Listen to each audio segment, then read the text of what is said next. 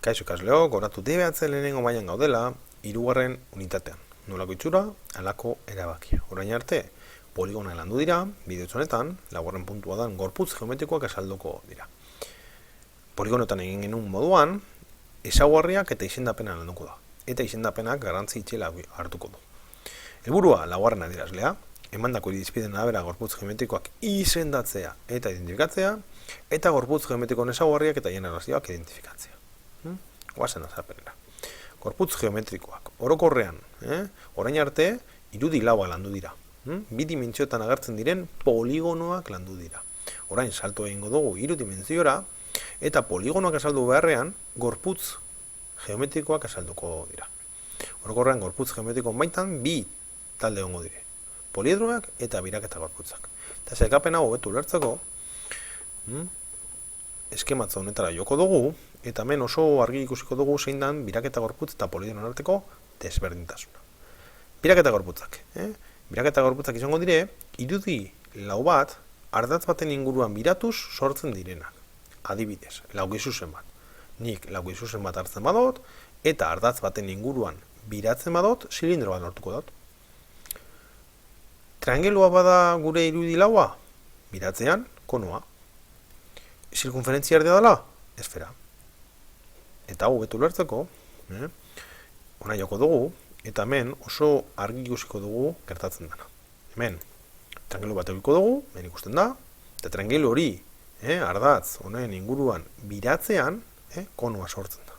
Hemen, esan genuen moduan. Hemen, laukizuzen bat egiko dugu, eta biraketa ardatz honen inguruan biratzean, sortuko da zilindroa. Eta bukatzeko, hemen zirkunferentzia erdi egiko dugu, eta zirkunferentzia erdi hori biratzean, ardatz honekiko biratzean, sortzen da esfera. Hortaz, bai laukizuzena, bai triangelo, bai zirkunferentzia erdia biratzean, sortuko dira hiru gorputz geometriko hauek, zilindroa, kono eta esfera.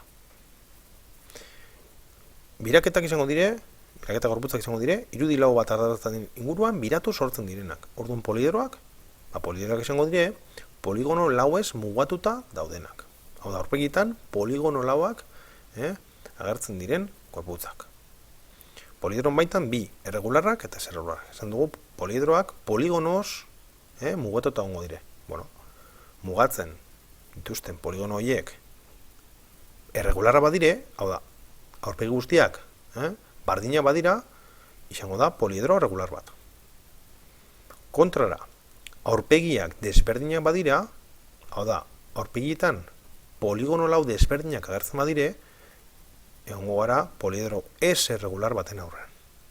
S regularen kasuan, prismak eta piramideak iko ditugu, hemen dakarren moduan, bai prisma, bai piramideak oinarrien arabera izendatzen dira, bai, eta piramidea puntan amaitzen du, eta prisma ez.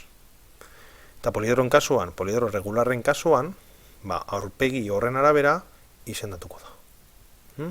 Guazen poliedro regularrak, behatzera. Poliedro regularrak hemen egongo dira. Ikusten duzuen moduan, aurpegi guztiak bardinak dira. Esaterako, tetaedroan kasuan. Aurpegi hau, atzen dagoena, eta oinarri modura dagoena, bardina da. Horreiti da poliedro regular bat. Hemen, bat, bi, hiru atzetik, eta betik lau aurpegiz osotuta dagoenez, tetraedroa izango da, poliedroi.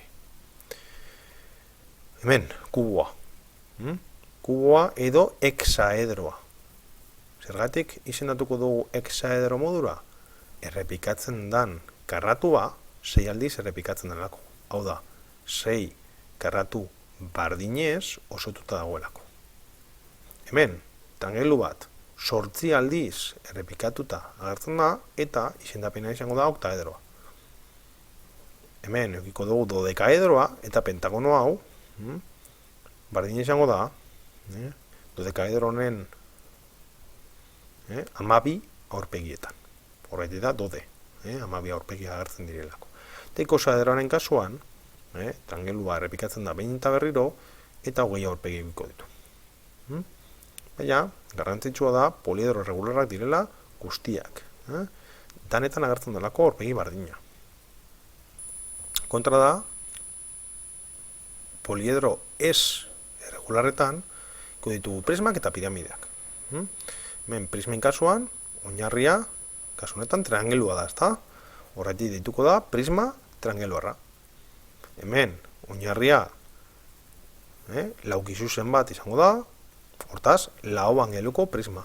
Hemen pentagono bat ediko dugu, hortaz, prisma pentagonala. Oinarria izango bazan hexagono bat, izango zen prisma hexagonala. Eta horrela, infinito arte. Fijatzen bagara, prisma guztiak oinarrietan amaitzen dabe. Ez dago puntarik, hemen bai. Horretik, honek izango dire, piramideak. Prismak bi oinarri eukiko ditu, piramideak bat. Bai izendapena modu bardinen egiten da. Hemen, oinarria zan triangelu bat, horretik deitzen zan prisma triangeluarra. Kasu honetan, piramide honetan, oinarria triangelu bata, hortaz, piramide triangeluarra. Oinarria dela karatu bat, lau angeloko piramidea. Pentagono bat, piramide pentagonala. Hexagono bat agertuko balitz oinarri modura, piramide hexagonala. Eta bukatzeko, oso garrantzitsua daban Eulerren formula. Izendatzeko, hemen izango dituzue, izen guztiak. Baina, Eulerren formularekin lortuko ditugu aurpegi kopuru, erpin kopuru eta ertz kopuruak. Orokorren aurpegiak eta erpinak ateratzea nahiko erraza izaten da, baina ertzak ez. Eta formula honen bitartez, ertzen kalkulua asko errazten da.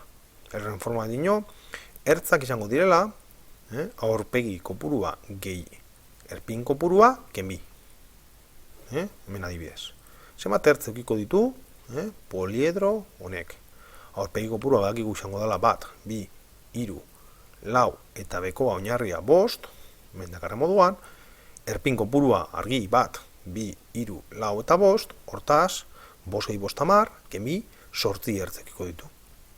Konprobatzeko, bat, bi, hiru, lau, behan lau ertz eukiko ditugu, eta gorantza doazenak, bost, sei, atzetik 7 eta 8. Ondo ez?